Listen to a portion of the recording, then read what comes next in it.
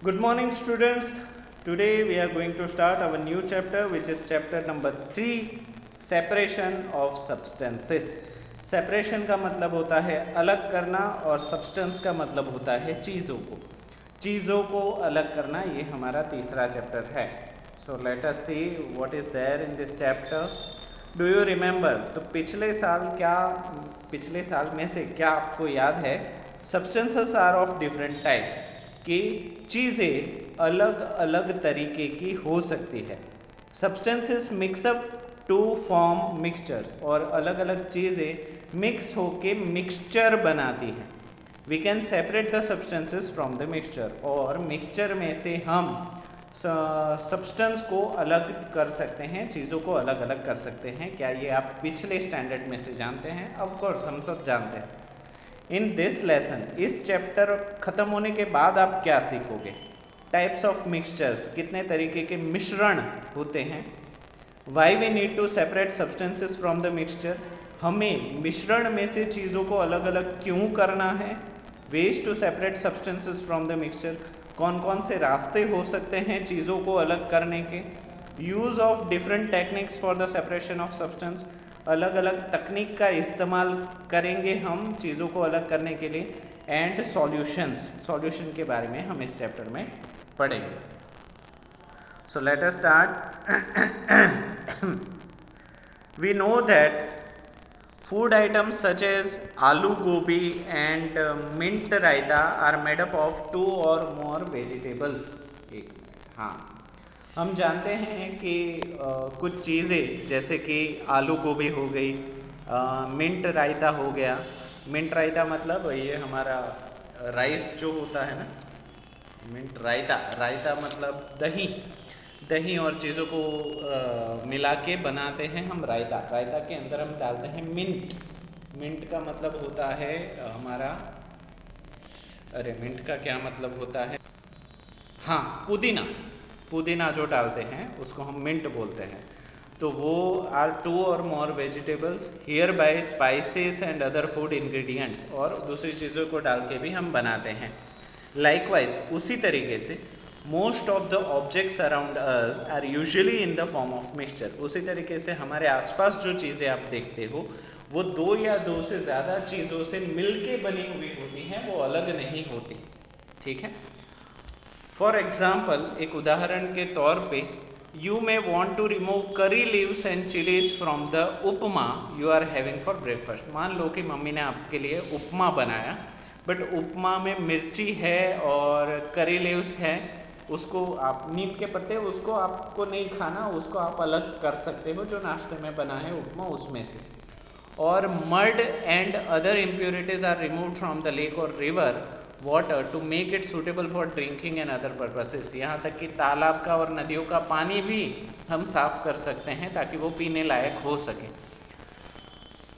The process by which one or more components of mixture are removed or set apart is called separation of substances. यही रास्ता जिससे 2 से ज़्यादा चीज़ें जो ऑलरेडी मिक्स हैं उसको अलग अलग किया जा सकता है, या एक में से दूसरी चीज़ को निकाला जाता है, इस प्रोसेस को ही हम सेपरेशन ऑफ सब्सटेंसेस मतलब चीज़ों का अलग होना कहते हैं। Some of the common reasons for separating substances from a mixture are, पर हमें मिक्सचर को अलग क्यों करना है उसके कुछ सामान्य कारण हैं, उस कारण को हम देखते हैं। To obtain pure substance from a mixture, मिश्रण में से प्योर चीज़ों को अलग करना। For example, to obtain pure silver, gold, metalloid etcetera for scientific, medical, commercial और अदर यूजेस। जैसे कि हमें सोना चाहिए तो शुद्ध सोना चाहिए, चांदी चाहिए तो शुद्ध चांदी चाहिए, या फिर दूसरा कोई धातु चाहिए वो शुद्ध चाहिए। ठीक है, क्यों? साइंटिफिक रीज़न के लिए, मेडिकल दवाइयों के लिए, या फिर कॉमर्शियल के लिए, आपको चीज़ों को बेचना है तो प्योर चीज़ों की बड़ी डिमांड होती है, इसीलिए। Second obvious reason is to obtain useful substance from a mixture. मान लो कि 2 मिश्रण है, उसमें से एक काम का है, दूसरा उतना ज़्यादा काम का नहीं है, तो काम की चीज़ों को अलग करना, for example to obtain salt from sea water, समंदर के नमकीन पानी में से नमक को अलग करना। Sugar from sugar cane juice, गन्ने के खेत में से गन्ने में से शुगर को अलग करना। पेट्रोल फ्रॉम क्रूड ऑयल, ज़मीन में से जो क्रूड ऑयल निकलता है उसमें से पेट्रोल को अलग करना। तो ये सारी चीज़ें ज़्यादा काम की है compare to the mixture. Mixture से ज़्यादा प्योर चीज़ें ज़्यादा डिमांड में भी है और काम की है, इस वजह से। तीसरा रीज़न, टू रिमूव अनवांटेड और harmful substances from the mixture. अभी कभी कभी कुछ मिक्सचर होते हैं वो हार्मफुल होते हैं एज अ मिक्सचर, तो अगर हम उसमें से जो हार्मफुल चीज़ है उसको निकाल दें तो बाद में मिक्सचर अच्छा रह जाता है। For example to remove tea leaves after the leaves are boiled, चाय बनाने के बाद चाय पत्तियों को हम छान लेते हैं, अलग कर लेते हैं। चाय पत्तियों को हम चाय के साथ पीते नहीं।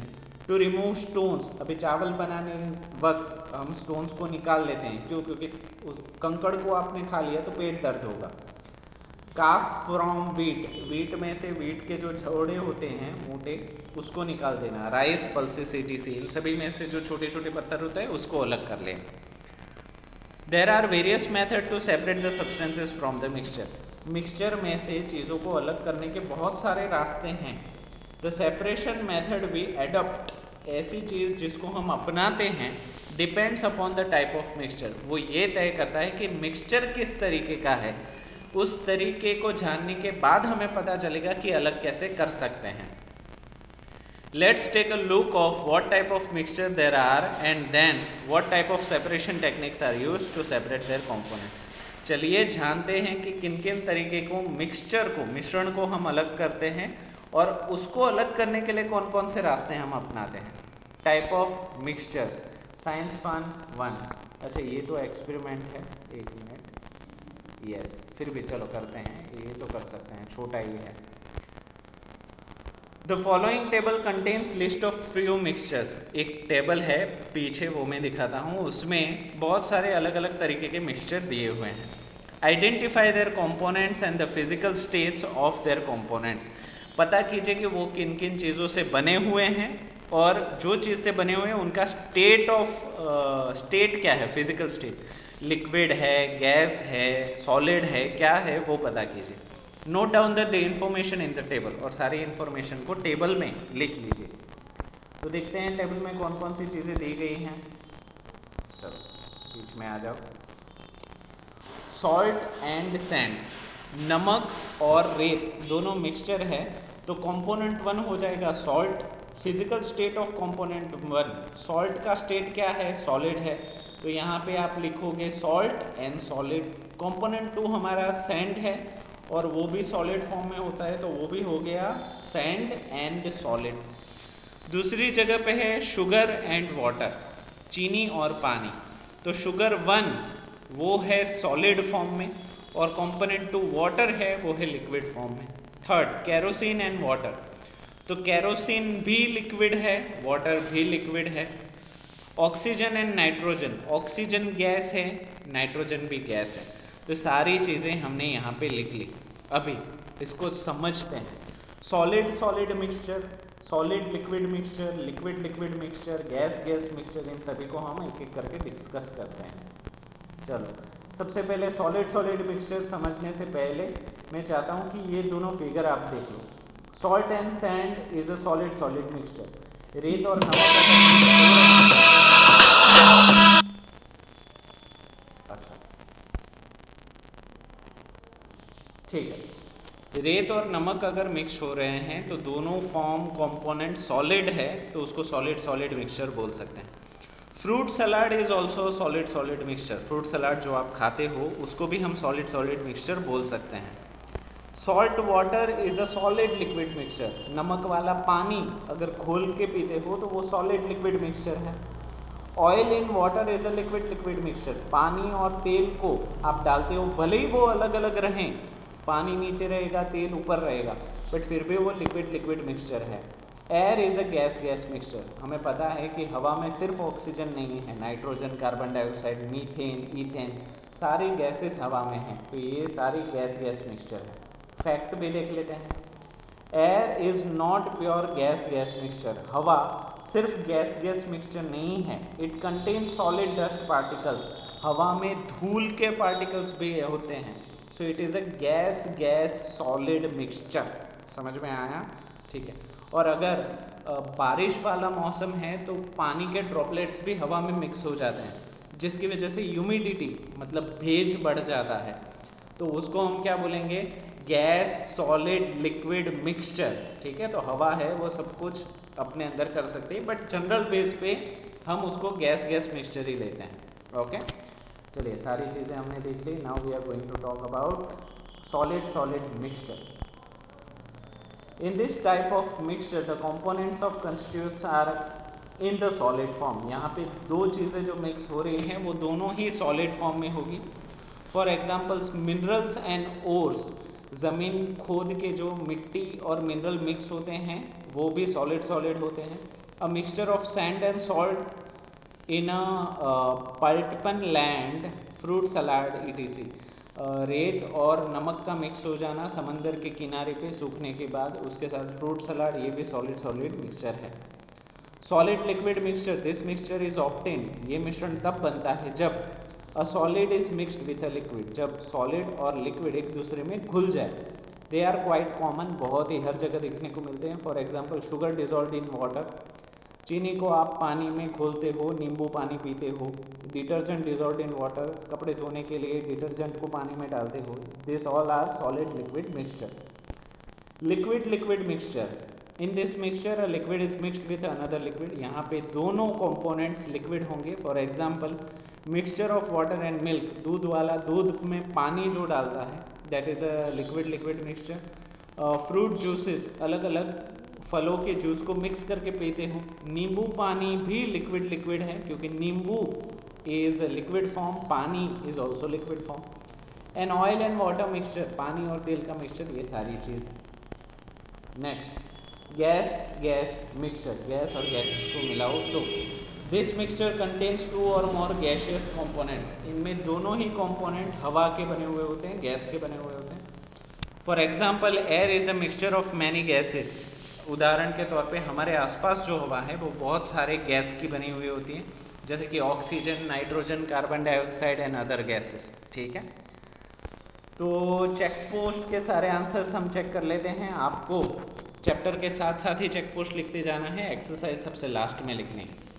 Fill in the blanks, coffee mixed with water, coffee जब आप बनाते हो पानी में घोल के तो उसको कौन सा बोला जाता है? It is a solid liquid mixture. Air is an example of air mixture. Cooked dal would be an example of, पकी हुई दाल कैसे होगी? सॉलिड एंड लिक्विड ही होगी। नींबू पानी is an example of liquid mixture. तो ये चारों के चारों तो हमारे हो गए हैं, आगे बढ़ते हैं। Okay, methods of separation of substances, उसे कौन कौन से रास्ते हैं जिससे हम अलग कर सकते हैं सब्सटेंसेस को। Let's discuss the different methods of separation for various type of mixture. चलिए बात करते हैं अलग अलग मेथड की। Method for separation of solid mixture, solid में से सॉलिड को अलग करने के कौन कौन से रास्ते हो सकते हैं? तो पहला है हैंड पिकिंग। ठीक है, हैंड पिकिंग आपके घर में आपकी मम्मी डेली करती हैं, चावल में से कंकड़ को अलग करके। ठीक है, so what is hand picking? Hand picking is a method in which we can pick out or select and separate the things from a mixture. हम क्या करेंगे? थाली में चावल लेंगे और चावल में से कंकड़ चुन चुन के निकालेंगे, तो उसको हम क्या बोलेंगे? Hand picking. हाथ से हम पिक आउट करते हैं, चुन के बाहर निकालते हैं। Here the basic principle is to separate the components of a mixture. यहाँ पे मूलभूत रूप से चीज़ों को अलग करना ही हमारा बेसिक प्रिंसिपल है, on the basis of their physical properties, क्योंकि यहाँ पे चीज़ों को हम अलग अलग देख सकते हैं, जैसे कि साइज, शेप, कलर और अपीयरेंस। यहाँ पे दोनों चीज़ों को अलग करना इसलिए आसान है क्योंकि चावल सफ़ेद होते हैं, कंकड़ काले होते हैं। ठीक है, तो कलर कॉन्ट्रास्ट है। कंकड़ चावल का शेप लंबा होता है जबकि कंकड़ गोल होता है, तो शेप में भी अलग है, कलर में भी अलग है, साइज भी अलग होती है और अपीयरेंस दिखने में भी अलग है। तो इसी वजह से अलग करना काफ़ी आसान हो जाता है। For example This method is commonly used to separate stones, bigger pieces of husk etc. from the food grains. उदाहरण के तौर पे इसको इसीलिए अलग कर सकते हैं ताकि कंकड़ निकाल सकें। चावल के ऊपर हस्क मतलब चावल का जो कवर होता है उसको हम अलग कर सकते हैं ताकि वो खाने में हमें ना आए। ठीक है, तो ये हो गया एक रास्ता हैंड पिकिंग। दूसरा एक रास्ता है सीविंग। सीविंग मतलब छन्नी से छालना, जिसको हम बोलते हैं। आपके घर में मम्मी आटे को साफ करती है, पता है ना, तो वो गरनी से उसको ऐसे करते हैं, है कि नहीं? ठीक है, तो उसको बोलते हैं सी विंग, SIE सी विंग। ठीक है, ये एक्टिविटी मैं ऊपर से समझा रहा हूँ, उसको पूरा नहीं पढ़ रहा हूँ। फॉर एग्जाम्पल आटे को जब आप अलग करते हो तो इसी तरीके से उसको हिला हिला के आप अलग करते हो। चलो, the concept behind sieving, also known as a sifting, is to use as a sieve or a sifter that allows only smaller components of a mixture to pass through. इसको हम इसलिए, कॉन्सेप्ट इसके पीछे यही है कि छोटी चीजें छेद में से निकल जाए और बड़ी चीजें उस छलनी में अटक जाए। Leaving the larger particles behind the sieve, और छलनी के पीछे बड़ी चीजें अटक जाए जिसको हम आराम से अलग कर सकें। आप जहाँ पे कंस्ट्रक्शन चल रहा होगा ना, घर बन रहा होगा, उसको रेत साफ करने के लिए भी इसी का इस्तेमाल करते हैं। This is an effective way to separating the components of a mixture that are different in size. ये तरीका वहीं पे कारगर है जहाँ पे दो चीज़ों के बीच में साइज का फर्क हो, एक चीज़ छोटी हो दूसरी चीज़ बड़ी हो, तभी ये तरीका काम करता है। Have you observed workers removing gravel from the, क्या आपने, अभी मैंने बोला ना कंस्ट्रक्शन काम चल रहा होता है, रेत को पत्थर से अलग करते हैं, तो यही चीज़ करते हैं कि ग्रावल से रेत को एक झाली पे डालते हैं जिसमें से पत्थर एक तरफ गिरते हैं और रेत दूसरी तरफ गिरती है। सीविंग की छोटी डेफिनेशन देख लो, separating small particles of a mixture from a larger ones. Sieving उसी को बोलते हैं जिसमें छोटे पार्टिकल्स को बड़े पार्टिकल से अलग किया जाए। By passing the mixture through a sieve, जहाँ पे पूरे मिक्सचर को एक सीव के थ्रू से पास किया जाएगा। ठीक है, चलो आगे बढ़ते हैं। हाँ, यहाँ पे देखो फोटो भी दी गई है, सीविंग ऑफ सैंड, रेत को साफ कर रहे हैं। River sand at a construction site, हाँ हमने देखा है। They do it by using the process of sieving, वो सीविंग प्रोसेस से ही रेत को अलग करते हैं। A mixture of sand and pebbles is thrown against a mesh stretch on a frame. यहाँ पे मिक्सचर को, जिसमें रेत और छोटे छोटे गोल पत्थर होते हैं, उनको झाली के आर पार डाला जाता है। Pebbles do not pass through the mesh, उसमें बड़े पत्थर होते हैं, गोल पत्थर होते हैं, वो इस झाली से पास नहीं हो पाते। But fine sand does, but जो छोटी छोटी रेत होती है वो आराम से पास हो जाती है। दस सेपरेटिंग द टू, इसी वजह से दोनों को हम अलग कर सकते हैं। ठीक है, तो पहली मेथड थी हमारी हैंड पिकिंग, दूसरी थी सीविंग, अभी तीसरी मेथड पे चलते हैं जो कि है थ्रेशिंग।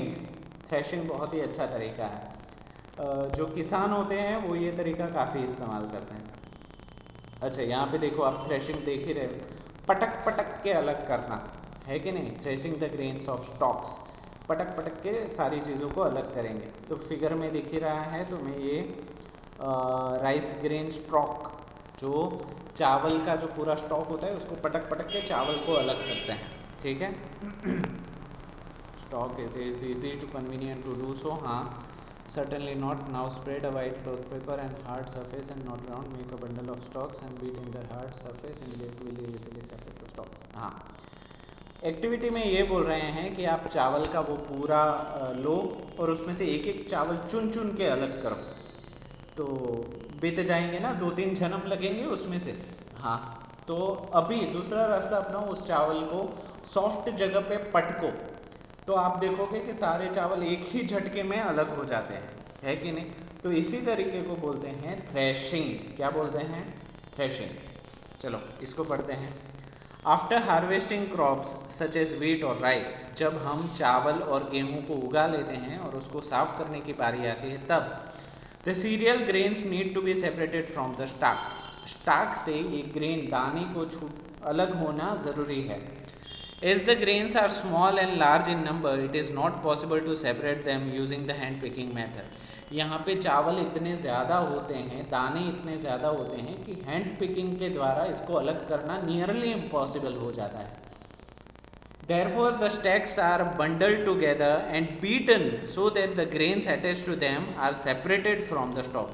तो यहाँ पे सारे जो उसके जहाँ पे ग्रेन्स उगते हैं उनका बंडल बनाया जाता है और उस बंडल को पटका जाता है ताकि छोटे छोटे दाने उससे आसानी से अलग हो जाए। Separated from the stock and the calf is लूजन, और ये दाने काफ़ी अलग हो जाए और लूज भी हो जाए। This process is known as a threshing. इसी प्रोसेस को हम थ्रेशिंग कहते हैं। Nowadays machines are also used for carrying out the process of threshing. पहले के वक्त में जब मशीन्स नहीं थे तब इंसान इनको खुद पटक पटक के अलग करते थे, तो बहुत ही मेहनत लगती थी।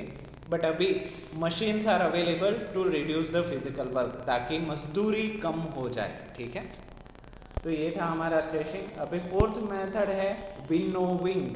क्या है winnowing?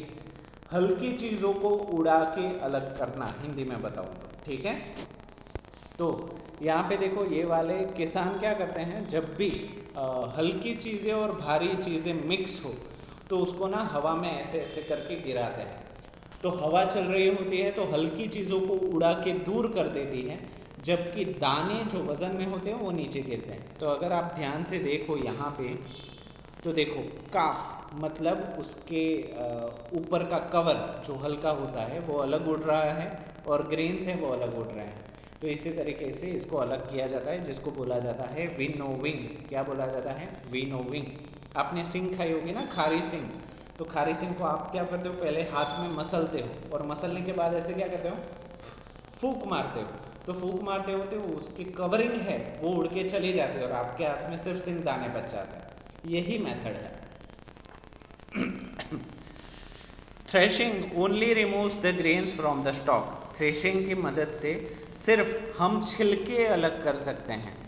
The grains are still covered with a loosen क्लाफ। यहाँ पे जो दाने हैं, अच्छा थ्रेशिंग की मदद से सिर्फ हम दानों को अलग कर सकते हैं, बट अभी भी दानों के ऊपर कवरिंग लगे होते हैं, थोड़े पतले छिलके लगे हुए होते हैं, वो सिर्फ लूज हो जाते हैं, अलग नहीं होते।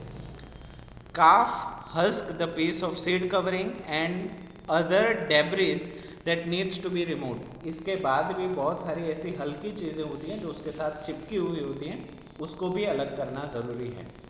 This is done by a process called winnowing. इसको विनोविंग नाम के एक तरीके से अलग किया जाता है। In this process the grains are placed in a winnowing fan. यहाँ पे दो रास्ते हैं, या तो अपना पंखा खुद लगाओ या तो ऐसी जगह पे ये काम करो जहाँ पे हवा चल रही हो। ठीक है, and the winnowing fan is shaken. इस पंखे को हिलाया जाता है। The wind blows away the lighter chaff and husk. तो हवा की वजह से जो हल्के काफ है और हस्क है वो उड़ के दूर चले जाएंगे। While the heavier grains fall down straight. जबकि ये जो दाने होंगे वो सीधे नीचे गिरेंगे। Nowadays winnowing is also done by machine. आज के दिन विनोविंग भी मशीन के द्वारा होती है, तो मजदूरी करने की ज़रूरत नहीं है। चलो आगे बढ़ते हैं। Soluble and insoluble solid liquid mixture, इसको हम करेंगे नेक्स्ट क्लास में, क्योंकि लिमिट में करेंगे वरना आप लोग को डाइजेस्ट नहीं होगा। ठीक है, तो आज के लिए इतना ही। आपका काम ये है कि अंटिल दिस, यहाँ तक you have to read the lesson twice. 2 बार आपको चैप्टर पढ़ना है और वो जो हमने चेक पोस्ट किया उसको लिख लो ताकि बाद में ना लिखना पड़े। ओके, तो आज के लिए इतना ही। I hope this chapter is very easy and understandable for you, और मेरी कई सारी चीज़ें भी आपके दिमाग में उतर रही। तो आज के लिए इतना ही। वीडियो को पूरा देखने के लिए आप सभी बच्चों का थैंक यू सो मच।